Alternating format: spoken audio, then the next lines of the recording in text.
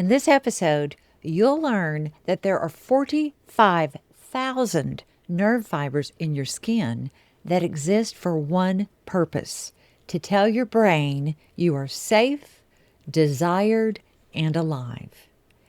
Nobody told you they were there or that they were starving. We're fixing that today. 3 reasons I need you to stay to the end, and welcome back. I'm glad you're here. So first, I'm going to hand you a piece of science that is so new and so practical that most gynecologists and sex therapists have never even heard of it. And it reframes everything about why desire has gone quiet in your body. Second, I'm going to tell you exactly what your brain is doing before desire ever arrives, and why that means the problem is not what you think it is, and the solution is not what anyone has told you before. And third, I'm going to give you 3 specific positions to try embed that are engineered from actual neurophysiology to activate the exact system that lets desire come back online. So, sweet soul, if that stays good, stay with me. I've got you. This one's good. Okay, so the thing nobody named. I want to start with a word you probably have never used in a conversation. CT afferents. CT afferents. CT stands for C tactile. These are a class of unmyelinated nerve fibers that live in your skin, believe it or not. They live just all over your skin, if you will, the skin of your palms, your fingertips. Those are the fibers built for grip and precision. And the soft skin of your arms, your back, your belly, your inner thighs, the skin that gets touched when someone holds you, strokes you, presses their body against yours. These fibers were identified and characterized by neuroscientist Francis McGlone and his colleagues, whose work published in the journal Neuron back in 2014 established something I think is really remarkable. CT afferents aren't built to detect pressure or texture or even temperature. The way most touch receptors are built.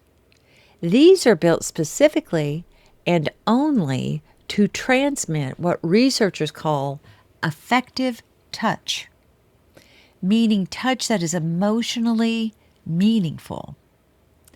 They respond to a very specific velocity of stroking, somewhere between 1 and 10 centimeters per second. And y'all, it's not coincidentally.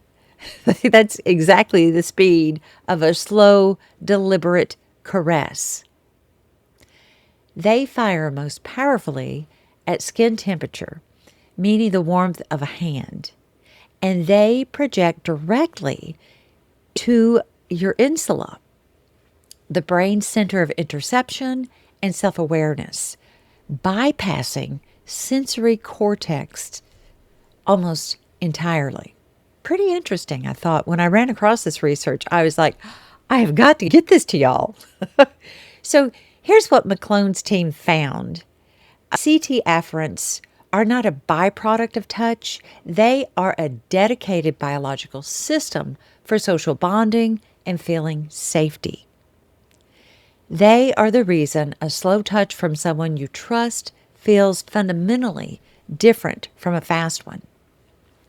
They're the pathway through which your body translates physical contact into neurological experience of being safe, held, and seen. And don't we love that feeling? I mean, really, to feel safe and seen and heard. Oh, well, here's the part that I need you to sit with.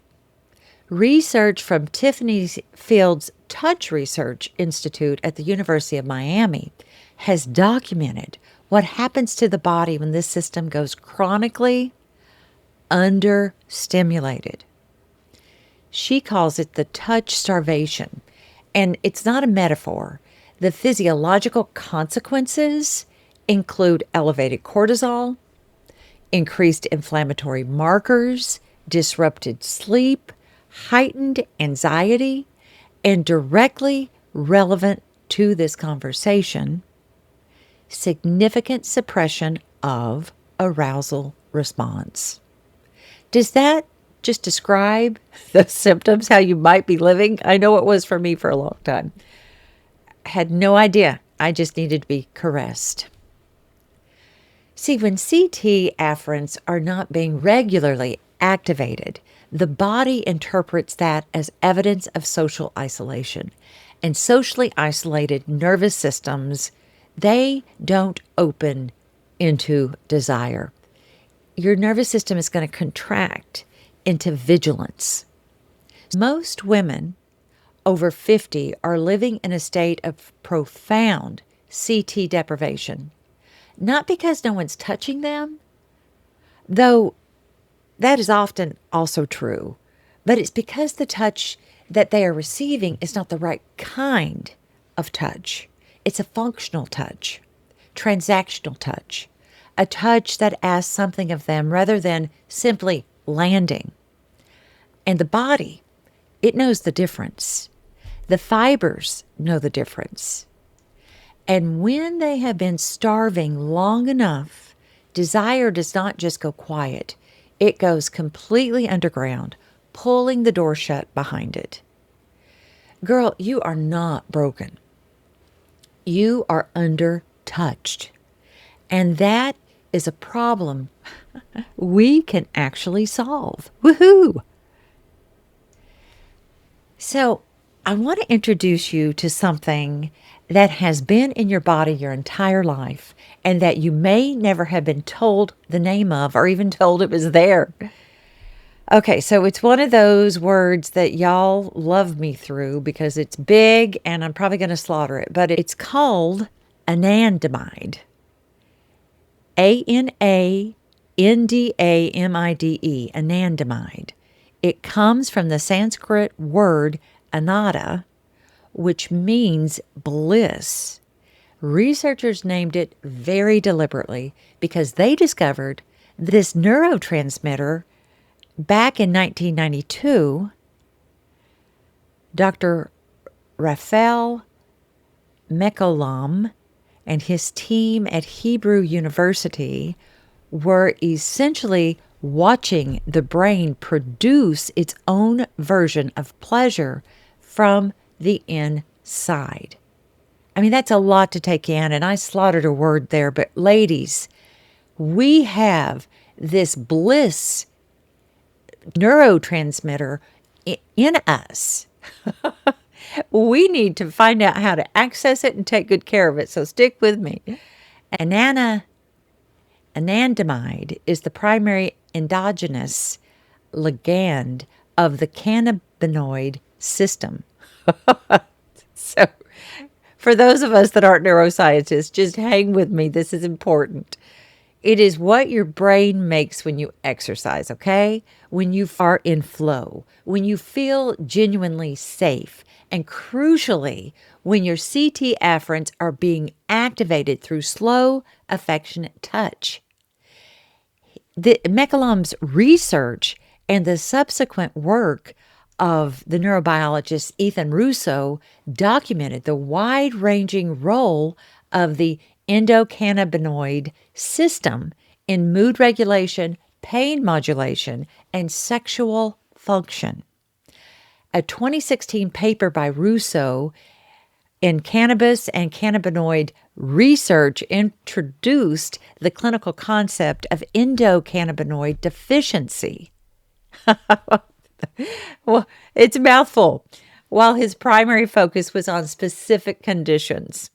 Yeah, the implications for desire in chronically stressed, touch-deprived women are really significant here. When your endocannabinoid tone is low, meaning when your body is not producing or responding normally to anandamide, the sensory experience of sex becomes flat.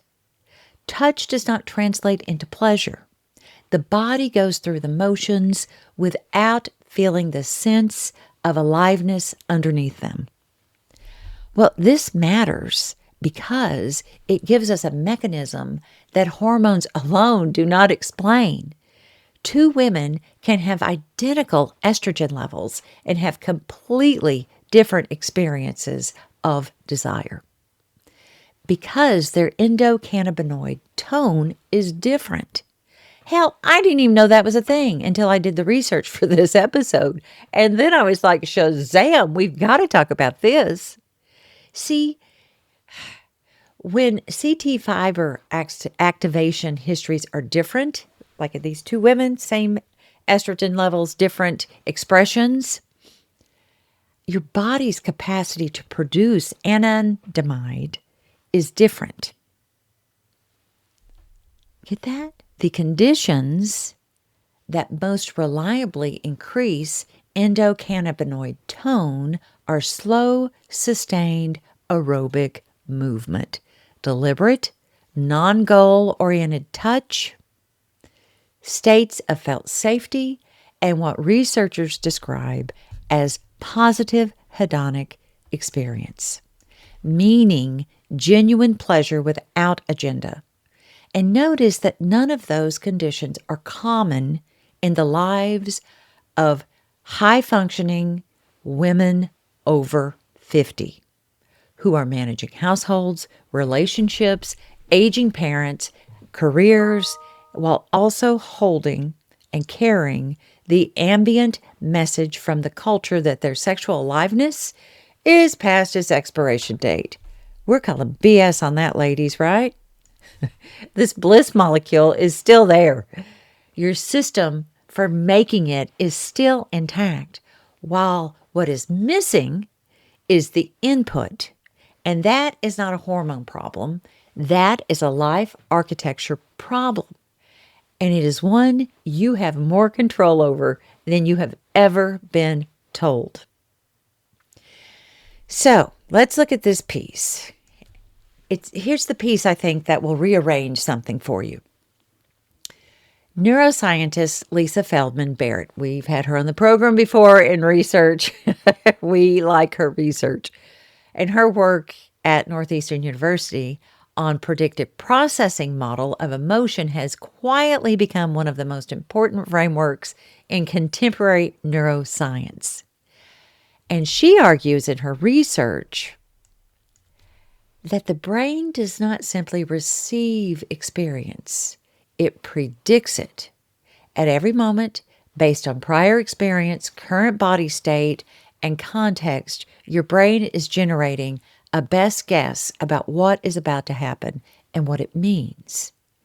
The emotional and sensory experience you then feel is largely the output of that prediction, not a fresh response to reality. And what this means for desire is almost unbearably precise. If your brain has been generating predictions about sex for years that include obligation, performance, physical discomfort, emotional disconnection, or low-grade threat of not being desired in return, then when a sexual context arises, what's your brain going to do?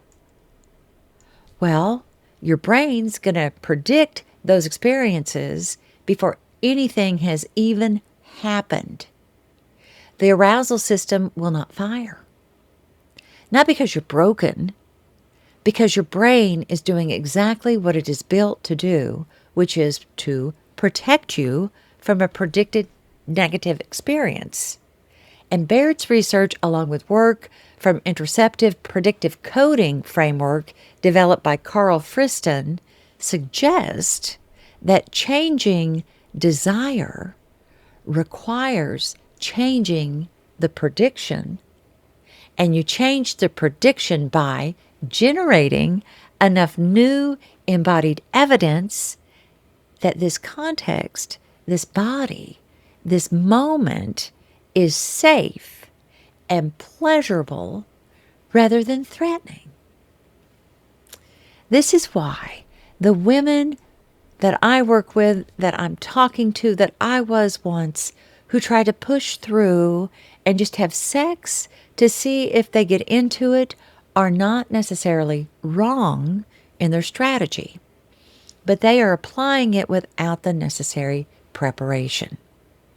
If the body's prediction of the encounter is threat, the encounter confirms the threat, and the prediction calcifies. Isn't that interesting how all those systems work together? We can't just focus on one thing.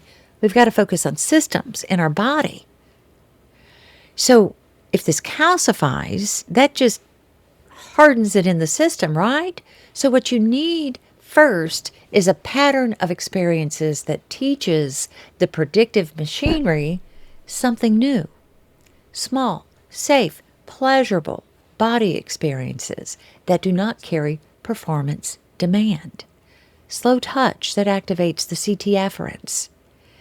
And it's also activating the Anandamide without asking for anything in return.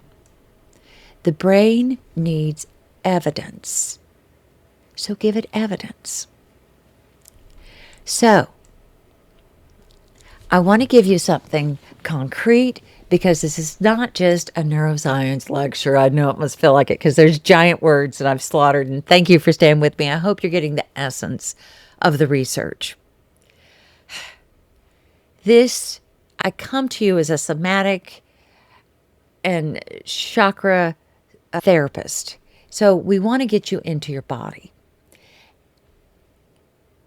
So what this is about is your actual body in your actual bedroom with your actual desire trying to find its way back. The positions I'm going to describe are not about technique. And I want you to flow and have fun with this. These positions are about creating a neurological condition for CT fiber activation, anandamide release, and the nervous system evidence of safety that Barrett's predictive processing model requires. These are positions for women whose desire is responsive rather than spontaneous.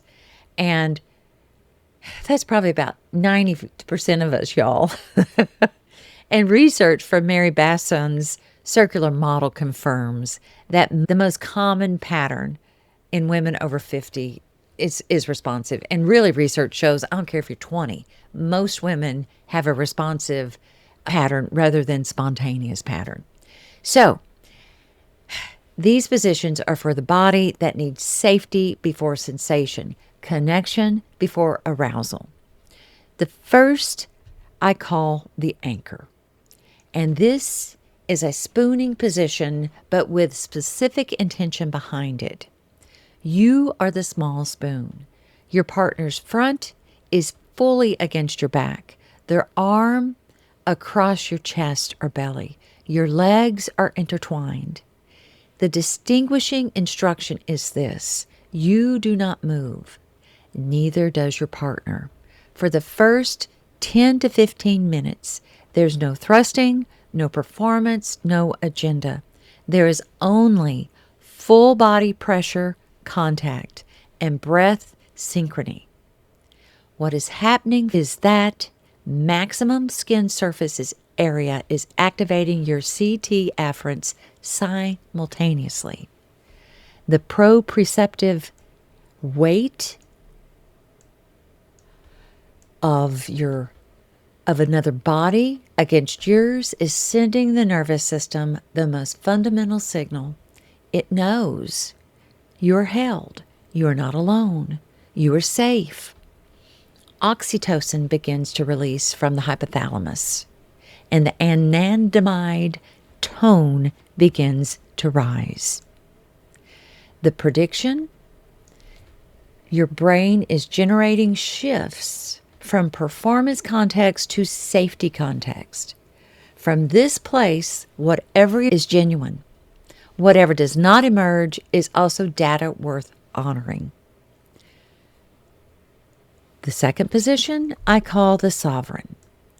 This is a woman on top, but again, the instruction transforms its meaning.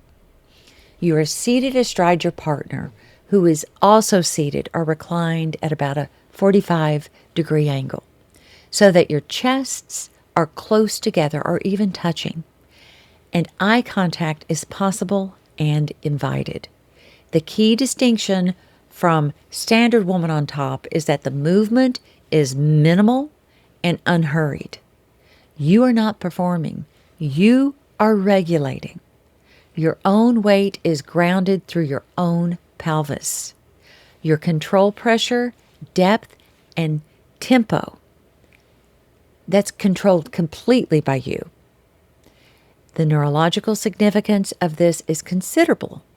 Research on agency and nervous system state from the work of Peter Levine on somatic experiencing confirms that the capacity to control the terms of a physical experience is itself a co-regulator of the autonomic nervous system. See, you're not performing desire. You're reclaiming authorship of it. The eye contact, girl, that's going to activate what neuroscientists call the social engagement system. The specific neural circuitry that your face, voice, and gaze are part of, which in turn signals to your body that this is connection rather than threat, that's big. The heart proximity activates additional CT fiber fields across the chests and your inner arms. You can be in this position doing almost nothing, and your nervous system will be doing an enormous amount. And y'all are co-regulating while you're doing this, any of these positions. This is good for both partners. There's a co-regulation that's going on here that's important for connection. To witness each other, to be with each other, to soften into each other. So this third position I call the melt. And this is the face-to-face, side-lying, fully clothed or not. I include the fully clothed option deliberately because some of the most important desire work your body can do right now does not require intercourse. You're lying on your sides, facing each other. Your bodies are touching at the chest, belly, and legs. Your breath is slow, without any agenda. The specific instruction is to synchronize your exhale with your partner's, which research on respiratory entrainment and interpersonal co-regulation, published in the Frontiers in Psychology, and this article was by Feldman and colleagues, produces measurable synchrony in heart rate variability between two people. And that's the respiratory entrainment in interpersonal co-regulation that we know is so important in our relationships, and we get so damn busy in life, we just don't take time for it. So while you're lying here together, you're literally, physiologically in rhythm with another nervous system. The CT fibers running along the entire front of the body are receiving continuous, effective touch. There's no performance possible in this position. There is only presence, and presence is where desire is born. These are not the positions that will end up on the cover of a magazine. Not going to have a Playboy spread on them. They're the positions that will end up changing what your body believes is possible. And that is worth more than we can put money on. So I want to give you one more practice that you can do solo before any partnered encounter. And maybe even give it to your partner and have them try it solo as well.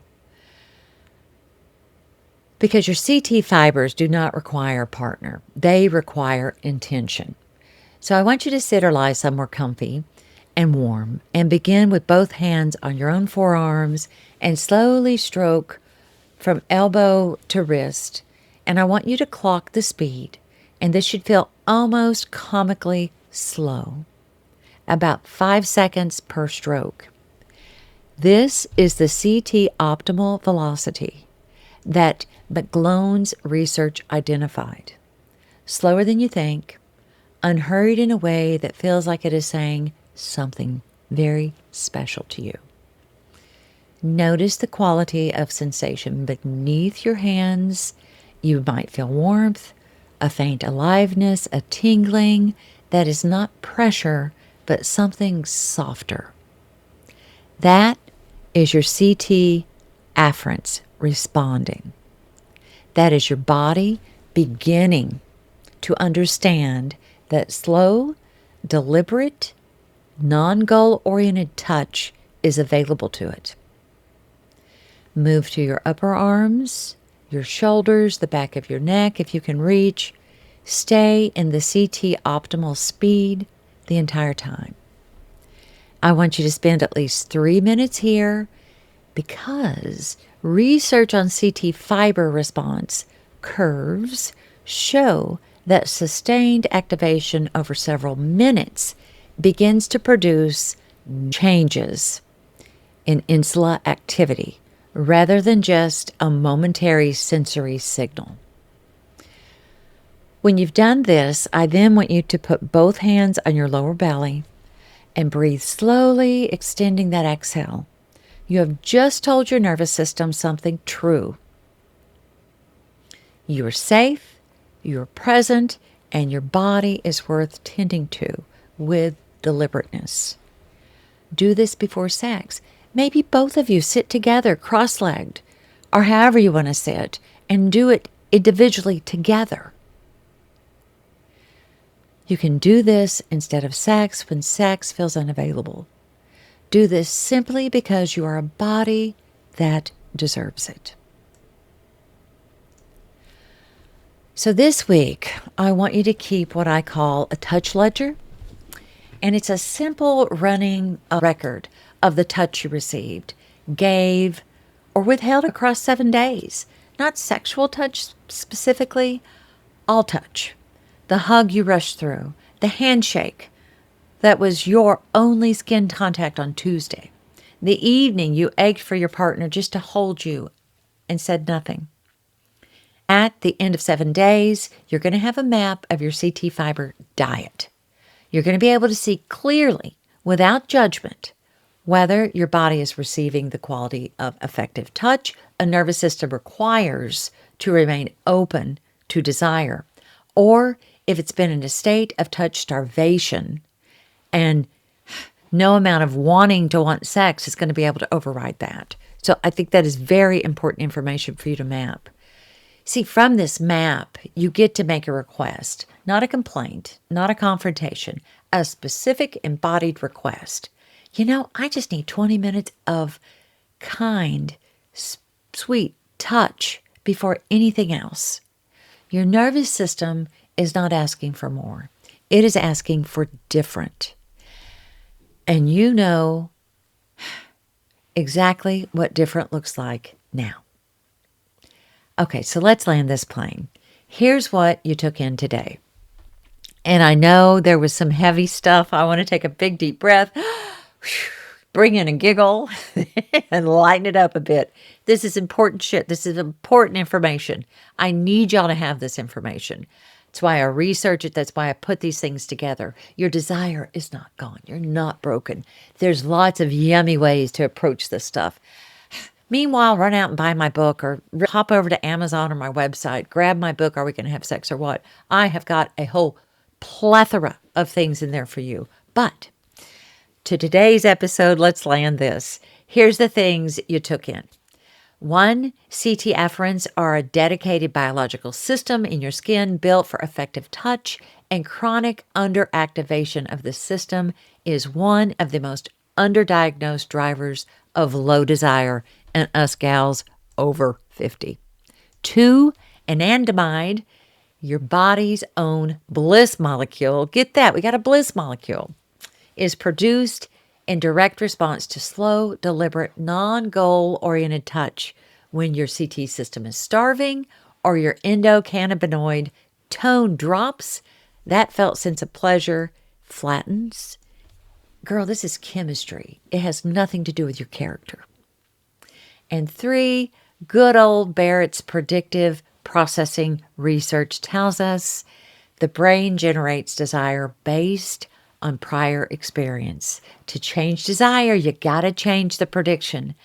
You have to change the prediction by accumulating new embodied evidence of safety and pleasure without performance demand.